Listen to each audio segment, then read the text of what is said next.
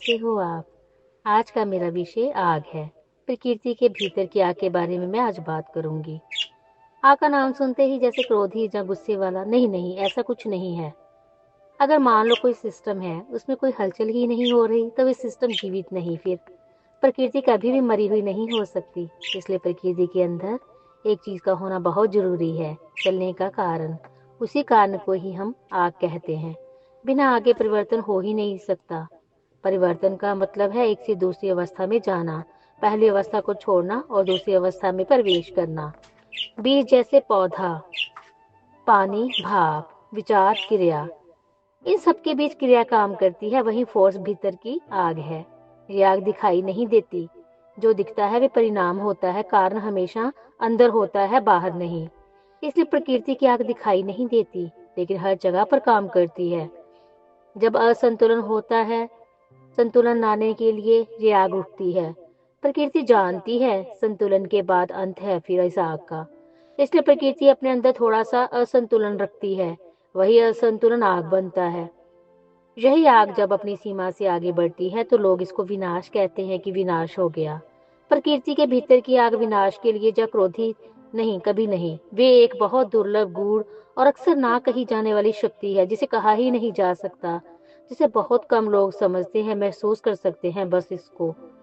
जब सहन शक्ति की परम सीमा हो, प्रकृति पहले ही बहुत धैर्य से चलती है, बहुत समय देती है वो हर बात के लिए। तो जब असंतुलन की मात्रा ज्यादा हो जाती है, सीमा टूटती है, तो आग निकलती है। जी जल्दबाजी की नहीं होती, ये बहुत सुलझी और सोच विचार की होती है। ये असंतुलन का विस्फोट होती है। ज्वालामुखी कभी भी अचानक से नहीं फटता, वे सालों तक भीतर आग को संभाले रखता है। भीतर जब प्रकृति चुप हो जाए, समझो आग तैयार है। इस आग से प्रकृति कुछ नष्ट नहीं करती, परिवर्तन रचती है। इसका मतलब जमा हुए अहंकार को पिघलाना, असंतुलित हुई चीजों को ठीक करना। किसी जंगल में आग लगने के बाद पेड़ पौधे घास जल जाने के बाद नए पेड़ पौधे घास उगती है। जल जाना कोई सजा नहीं थी, नवजीवन की तैयारी थी। आग हमेशा तब जन्म लेती है जब उसे नकारा जाता है, और जब शांत हो जाती है जब उसे समझा जाता है। वे कभी बदला नहीं लेती, आईना बन जाती है। खुद को मेरे भीतर देख लो। ये एक बार जागी तो सब बदल देती है। प्रकृति की सबसे खतरनाक आग का रूप जब वे क्रोधित है, नहीं, ये नहीं, जब वे उदास है। इससे कुछ ऐसा नहीं होता कि आंधी तूफान बाढ़ आ गई। कोई भी मिट्टी उपजाऊ होकर भी वहां फल नहीं देगी। वर्षा के समय भी वर्षा नहीं होगी। समय पर पेड़ पौधों पर फल फूल नहीं आएंगे। ऋतुएं बेमौसम हो जाएंगी। ये उसका शांत प्रतिरोध है। जब वे आग पूरी धरती पर फैलती है, जानवरों का, पशु पक्षियों का व्यवहार भी बदलने लगता है। कई बार हैरानी होती है कि ये कैसा व्यवहार कर रहे हैं, क्यों कर रहे हैं। मनुष्य में भी ये देखने को मिलता है। लोगों का अकेलेपन की ओर झुकना, पुराने सिस्टम का अपने आप टूटना, घर में बच्चों स्त्रियों के व्यवहार में फर्क आ जाना, ये सब प्रकृति के जरिए परमात्मा भी अनुभव करता है। बिना प्रकृति के परमात्मा अनुभवहीन है। प्रकृति ही परमात्मा है और परमात्मा ही प्रकृति है। करुणा की आग इस समय बहुत सक्रिय है। ये आग सब कुछ बदल देती है बिना जलाए हुए। ये आग जलाती नहीं।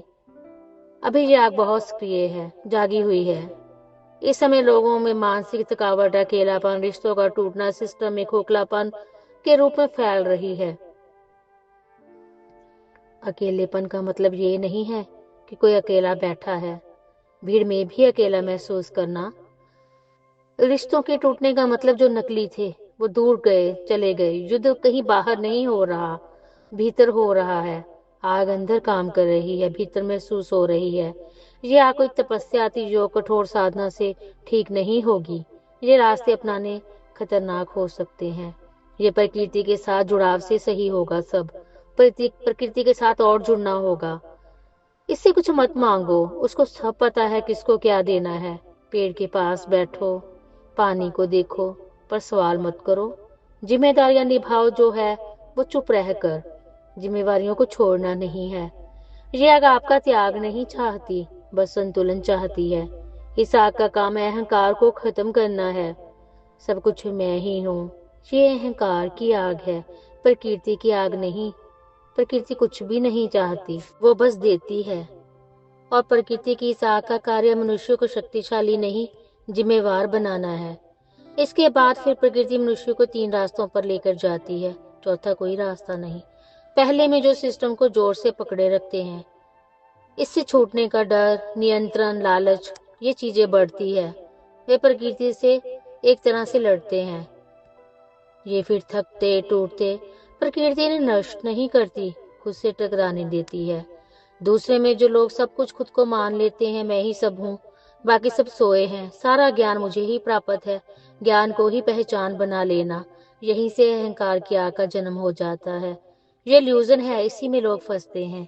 तीसरे में जो सच में समझते हैं, बिना शोर मचाए साधारण सा जीवन जीते हैं, पूरे ज्ञानी होने के बाद, पूरा ज्ञान होने के बाद भी खुद को दिखाते नहीं, अपना नाम बताते नहीं, सबके साथ सहयोग रखते हैं, अपने ही जैसा सबको मानते हैं, इनको सब सच दिखता है।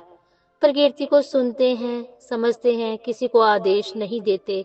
यही लोग नया संतुलन बनाते हैं, बिना क्रांति, बिना दिखावा, बिना कहे, बिना शोर के। इस बात का शरीर लिंग से कोई वास्ता नहीं, गुण की बात है। बिना कुछ नष्ट किए हुए सब बदल देना। प्रकृति को योद्धे नहीं, धारक चाहिए। इस समय पुरुष को लड़ना नहीं है, स्थिर होना है। पुरुष स्थिर ना हो तो स्त्री की आग विनाश बन जाती है। प्रकृति संतुलन चाह रही है। जब ये आग का अंत हो गया ना, संतुलन आ जाएगा। बस जीवन को बिल्कुल सरल करना है। सारा दिन ही काम मत करते रहो। रिश्तों में ईमानदारी को बढ़ाओ। सामने कुछ, पीछे कुछ नहीं, ऐसा मत करो। स्पष्टता लाओ इनमें। खुद से तो झूठ मत बोलो, ये फिर सही दिशा देगा। शीर की सुनो, क्या कह रहा है। थकावट लगे रुक जाओ, नींद आए तो सो जाओ, भूख लगे ध्यान से खाओ। प्रकृति पहले शरीर से ही बोलती है, विचारों से नहीं।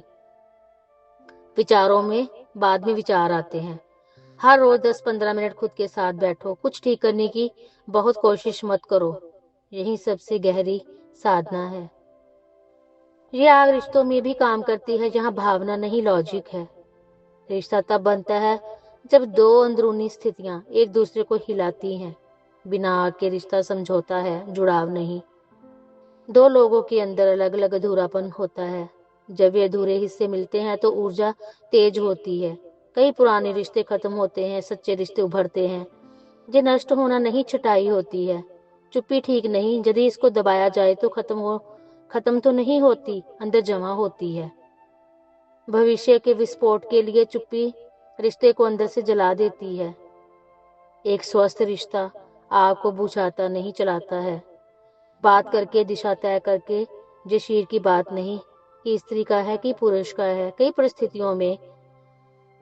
जब कई परिस्थितियों में ऐसा हो, रोना आए रो पाना कोई कमजोरी नहीं, थक गए रुक जाना हार नहीं, सरल सा होना छोटा नहीं, छोटापन नहीं। ये कोई संघर्ष सा चल रहा है भीतर। ये संघर्ष आज का नहीं, बहुत पुराना है। आंखों में अनकहा सा बोझ, कहीं खोए से रहना। क्या कहूँ इस जीवन को। कमजोरी कभी भी सत्य बोलने में नहीं होती, सत्य को छुपाने और सत्य से भागने पर है। इसी से ऊर्जा में बहुत असंतुलन बढ़ता है।